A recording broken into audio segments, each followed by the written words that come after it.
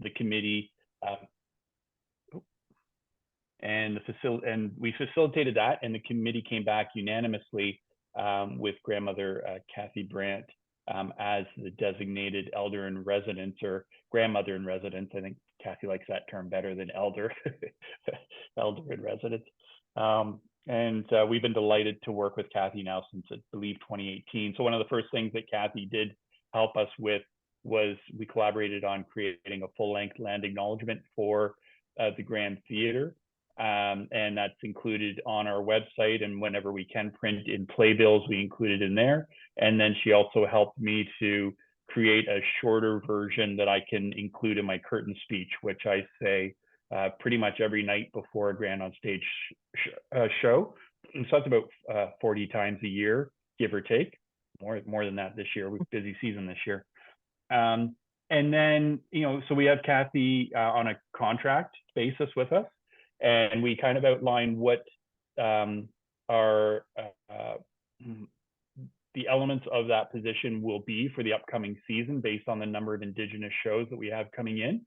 And Kathy really can join us for those shows. Often we'll offer a formal welcoming on stage before the performance, and then acts as a wonderful resource to our audience and to our artists and to the staff as well. So I don't want to say too much. I'll let Kathy talk, but it's been a wonderful relationship all along. And just a funny side story. So Kathy came to William Prince, and I think I had to kick Kathy out of the building at the end of the night because Kathy was still, I found Kathy wandering out the lobby after everybody had left. She was still so buzzing from the performance that night, as everybody was. It was actually a really beautiful evening of performance at the theater. And that particular night, William made time because the way the show worked out. They wanted an Indigenous artist to start the show before the audience even settled.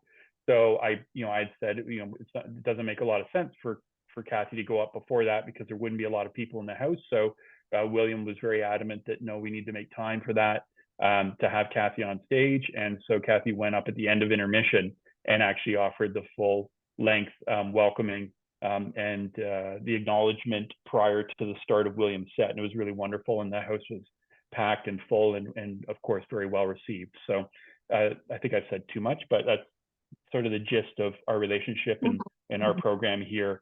And again, it's with the Grand on Stage program. This is not a relationship specifically with the city of Kingston. It is artistic specific with Grand on Stage, but we are housed in the Grand Theater. So there is a direct connection with our building as well, for sure. That's it for me. Over to you, Kathy. Yeah, well, thank you, Jayson. Go say, everyone. So our relationship, I was I was at a ribbon skirt making workshop a couple of weekends ago, and just then I found out that there was a team of Indigenous people that asked me to pervade all the applications that came in and chose me, and I just found out that was so. Oh, really? Because one of the grandmothers were there that was on that team team of Indigenous people. Yeah. And so I just found out about that 2 weeks ago. But anyway, so our relationship has been, I don't know, just a fluid relationship, because I don't feel as an Indigenous person, I don't feel any like boundaries or afraid to ask anything that that I might need, or about what I might say or whatever.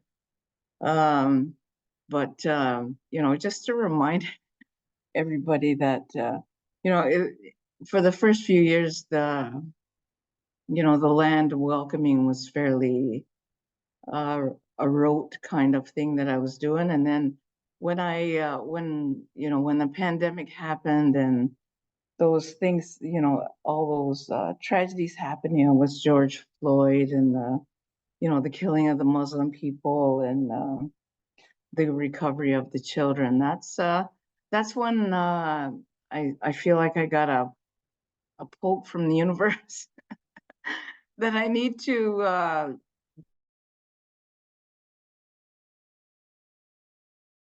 be, and I need to be there representing, so I need to have get that ribbon skirt on,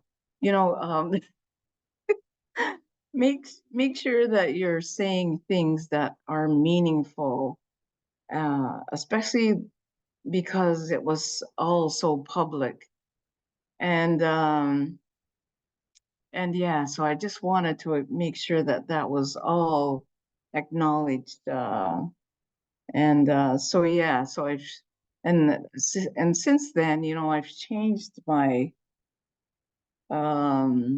message to a little bit more around how to take care of yourself and be protect your own personal peace. That those kind of messages, because we live in such a little bit scary world right now. So I but I have never felt that there was anything I could not say that I needed to say. And so I really appreciate that, Jayson. Absolutely. Yeah, well, thank you.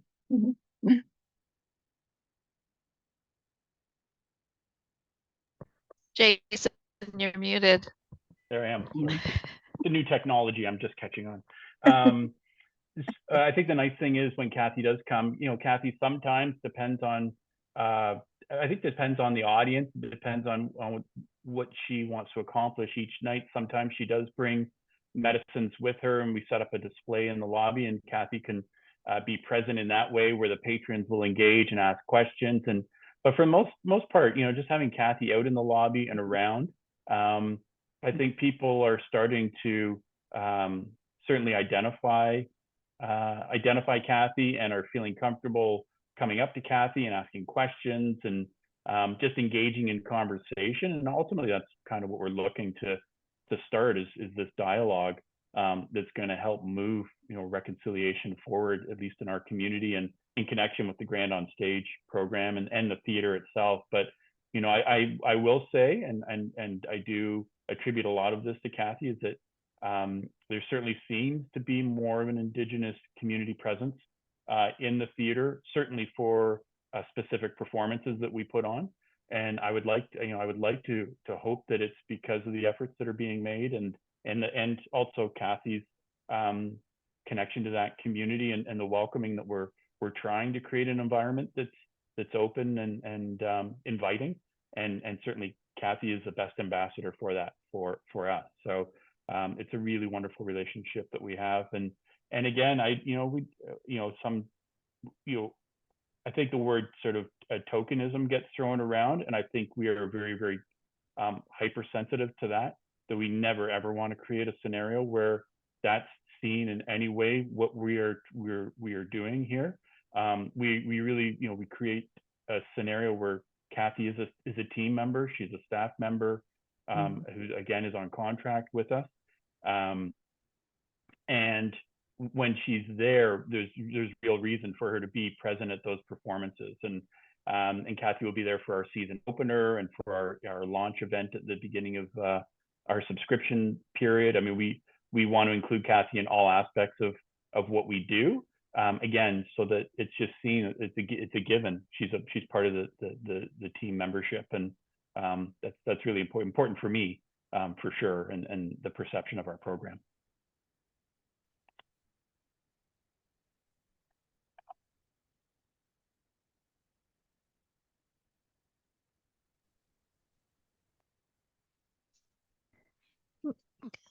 Kathy, how I guess how is the process for you when Jayson talks to you about the season and talks to you about specific performances? Do you create some kind of routine of what you're going to say or what you're going to do, or who you reach out to maybe support what you're going to do outside of Jayson at all? Well, probably outside of Jayson, but it's based on the audience that we have. Like if we have a bunch of kids coming in, from the school program, then I don't talk about scary things that are happening out in the world. I talk about them being superheroes of kindness, so that you know, that, you know, and I say, oh, I already know that your teachers are superheroes because they're still here after the pandemic, but I need you to be superheroes today of kindness and always look at each other with kindness and be kind, that kind of thing. So yeah, so and it's based on each show, how my own personal feeling and yeah, my connectedness to my ancestors. That's where the message comes from. Yeah. And yeah, and I mean, certainly Kathy is very, very flexible because there are some shows where we have the affordability of time. So Kathy has a bit more time on stage to cover broader issues, and then other shows the very, very tight window of where we can say a few things at the beginning of the night before the beginning of the show gets triggered or whatever the case may be. So we do that, you know, while I fight very hard to make sure we always get curtain speech time, the length of that time can vary from show to show. And again, Kathy is with us for all of our Indigenous programs, and then on a select number of other programs that we kind of talk to her about where we feel there would be a good presence for her. I mean, you know, Kathy came out this year to our Dan Mangan show because we had Sinabe on as the opening act. So I think anytime there's an Indigenous element connected at all with the performance, whether it's a support artist or whatever the case may be, we certainly want to make sure that our grandmother in residence is present and very visible at those shows. But it doesn't mean that Kathy can't come to other programs. I think it's a matter of just respecting Kathy's time and availability, and where her presence is going to have the most impact, because that's also very key for us.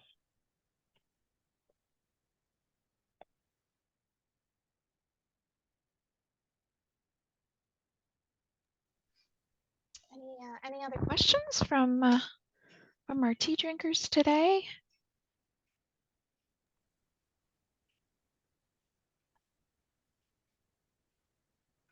Do you find well, both Jayson and Grandmother Kate, that there is more of an interest of having that presence, that grandmother presence at the beginning of every show, regardless of its connection or origin?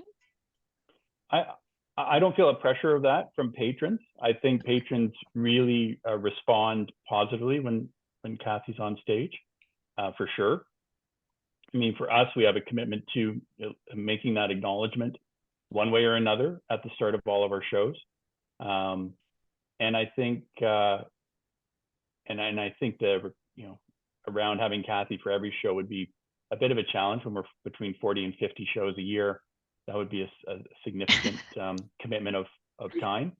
And the reason I can do it is because I am there for every one of our shows, because I have other duties to do during show nights.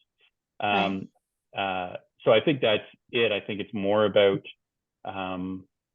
you know, how, you know, it doesn't mean we can't do that if that's something of interest. But I would say, if nothing else, certainly I find patrons talking to me in the lobby more frequently about grandmother Kathy and being aware that she's part of the team or part of the program. And so I think from our patron side, there's certainly an awareness that's building around the role of our elder in residence, for sure. And do you feel right now, Kate, that it's too much for you?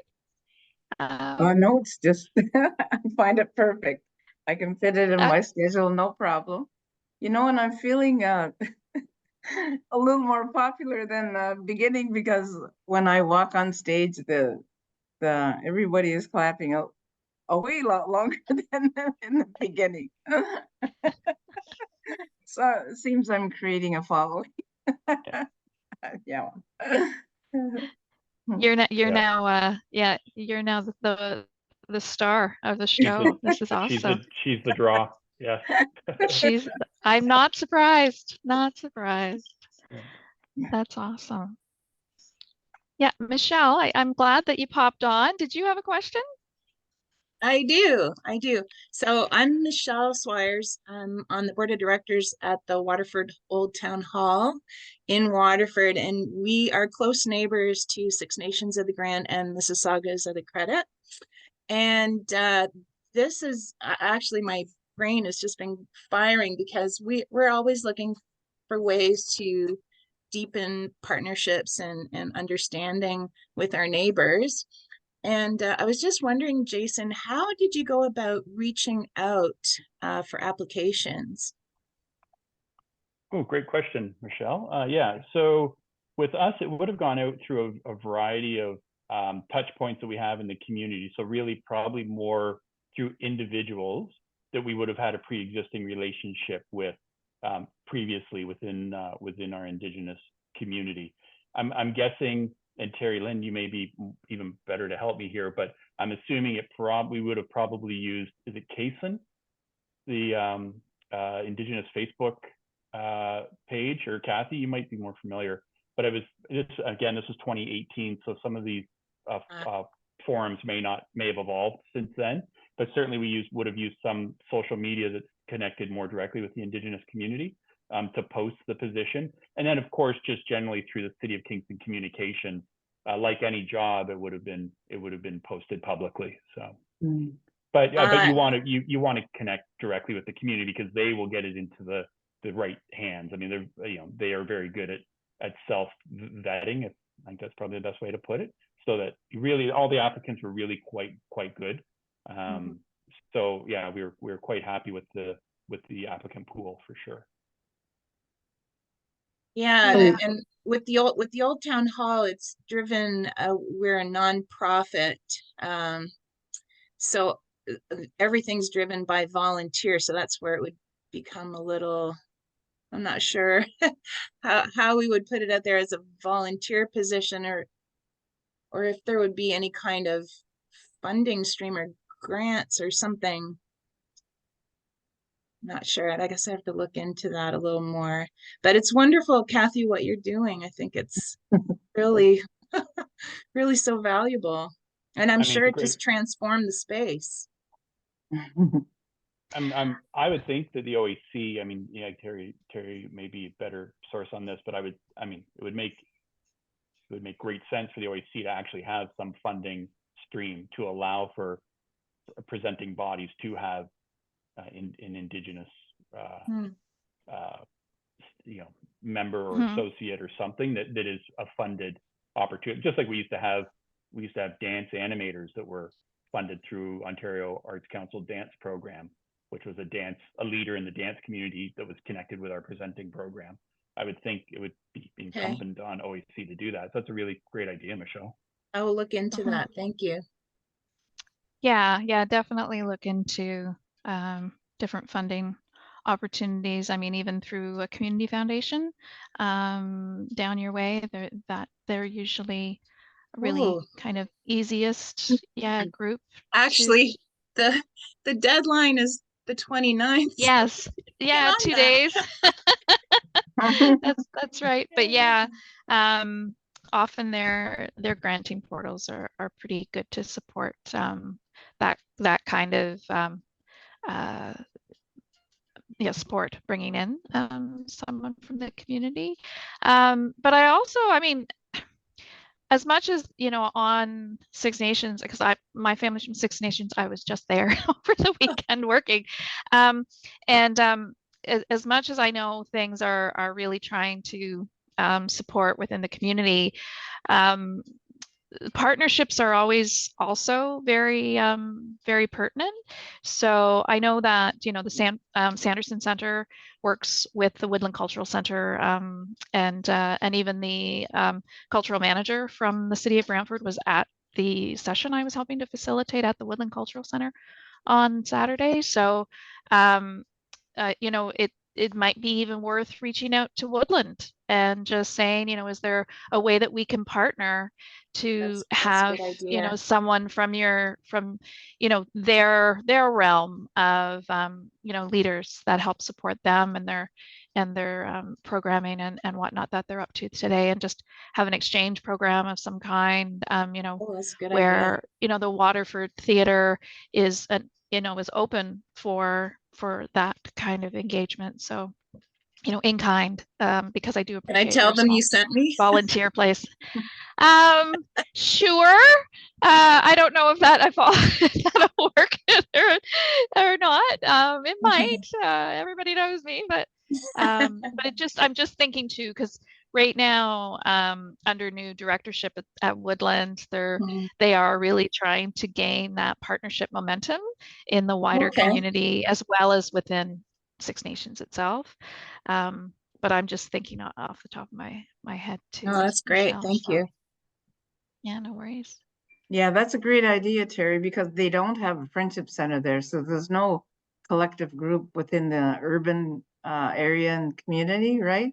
So they likely you don't have like the Facebook page that Jayson was talking about. That would be the Kingston Aboriginal Community Information Network Facebook page. So all of our events are always on that page. So you know, we're all looking at that page to see what's happening, and so that's when he advertised you on that. That's when I personally saw the ad. So yeah. All right. Well, thank you. That's very helpful.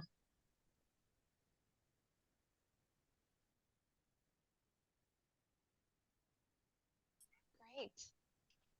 Any other questions from folks at this stage? Can any beans be spilled about Indigenous works that are coming up for next year? Kate, do you know all about next year's programming? Not sure yet. No. No, she doesn't. She doesn't, because I It's a just lost surprise. I just lost a big one this week, so I'm in a bit of scramble mode, I'm afraid, right Oh now. dear. So yeah, so unfortunately we were working with Red Sky, and we were working with Migas, and we really thought it was pretty much a done deal, and it just the tour just cratered. So Oh no. yeah, so I'm kind of disappointed. I had another Indigenous work I was working on, and I think it's getting pushed to fall 2025 now. So that's certainly the nice, the thing about having Kathy's role is that it's always at top of mind that I need to make sure I have enough programming, not just for our Indigenous community, but for Kathy.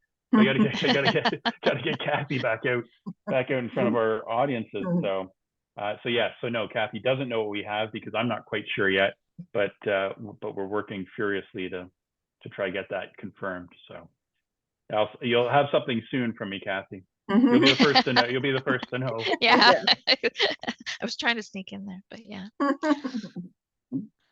Okay.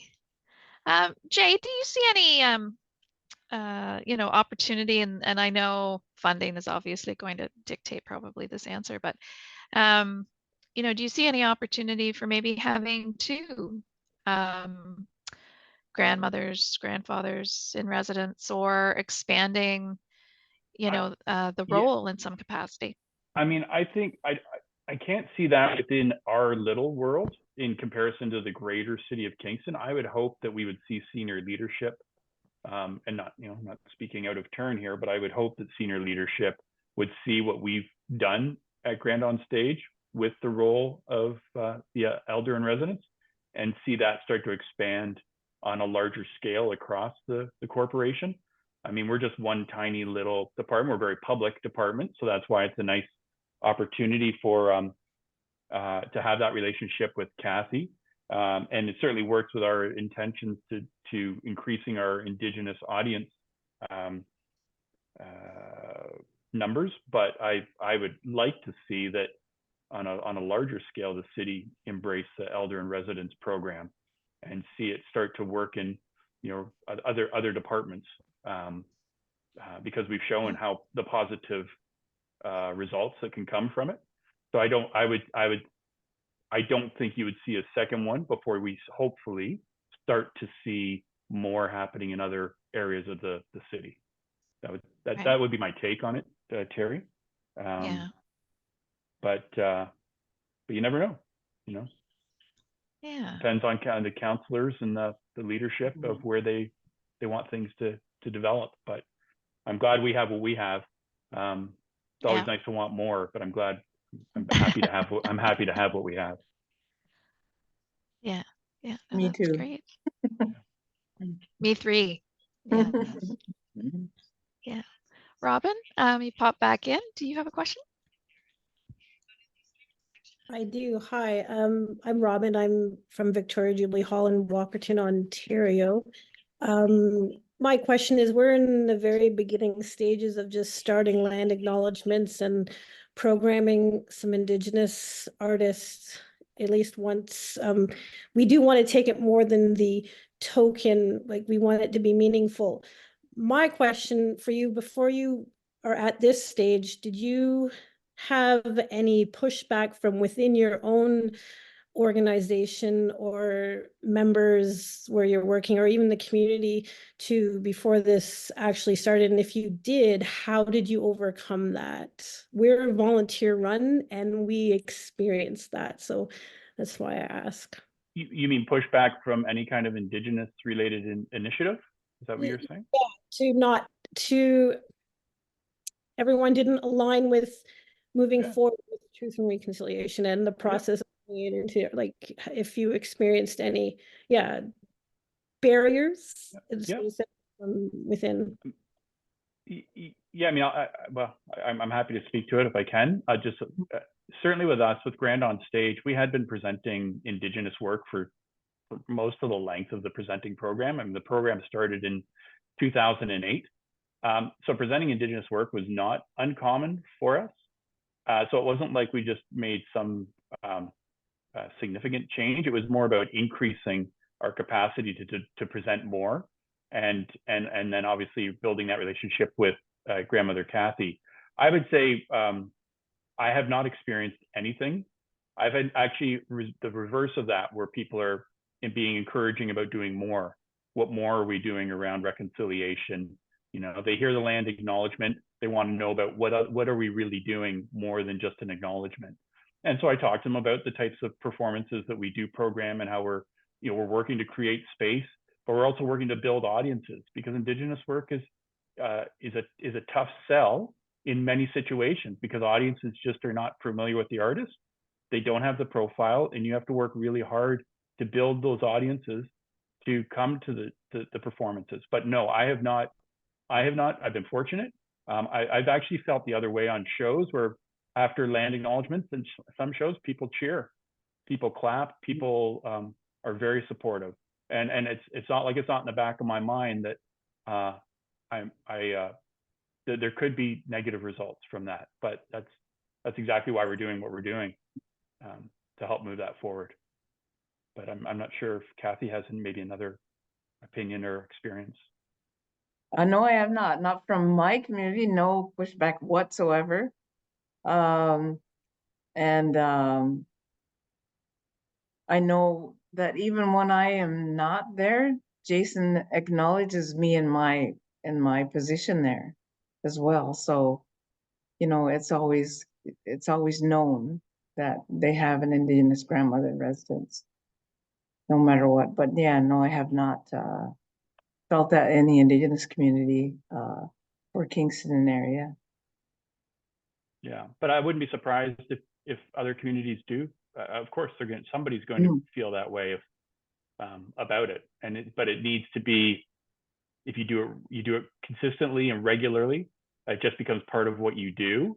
The community will start to realize that's kind of what happens here, and that's part of the journey of doing it. So yes, I think that's just a sad part of, certainly on social media.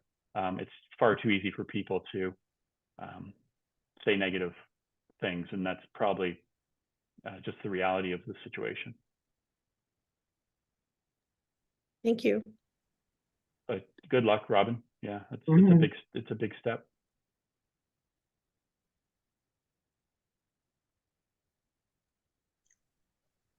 Okay, great. Yeah, thank you, Robin. Thank you, Michelle, for your questions, and kind of making me feel better in the sense that holding these simple conversations amongst, you know, some folks in the across the province who are already doing groundbreaking work, like grandmother Kate and Jayson, that the you know, sharing of this viable information will help other communities at least give consideration, if not baby steps, to how they can move forward in developing these types of very important and responsible. You know, everybody holds the responsibility to make these relationships happen. So, so thank you both. All right. I'm hoping to. It's availability of people. But you might also not know, I have started to offer Cedar tea breaks every other Friday. This is an off week because it had to fit the schedules of my wonderful colleagues here, and this was the easiest day to fit a schedule for the two of them. But starting in 2 weeks' time on the Friday, I will be holding 11 o'clock, just open Cedar tea breaks, either for conversation or I might be showing different webinars or podcasts that I have come across that I feel offer very viable and you know, good information for presenters to start to give consideration for stronger IDIAD work in their communities, and just make myself more available to folks. Yeah, and hope to pick this back up, because I know with COVID, working on equity initiatives really kind of did take a back seat, and we don't want that to continue, because it's, if anything, these types of relationships should be a priority, and it's my job to try and make that happen. So yeah, so if there's no more questions, and everybody's had finished their tea, or their tea's gone cold, I'll let you go and warm it up or get a new cup. And thank you all so much for coming. Thank you so much, Grandmother Kathy and Jayson, for sharing again more of your story and the ongoing relationship that the two of you have forged so beautifully and so respectfully. It is really an amazing role model to share with me and my colleagues, and see that in play. So so I'm always grateful to have you here, and yeah, hope to see more of you, or all of you, as the months go on, and if you haven't signed up for our June retreat as well, Ontario Presents June Retreat, look for that on our website, because I'm sure there will be more equity diversity conversations happening there in some capacity. Okay, thank you all so much. Pleasure to see you and have this conversation, and enjoy the rest of your week. Okay. Bye, everybody.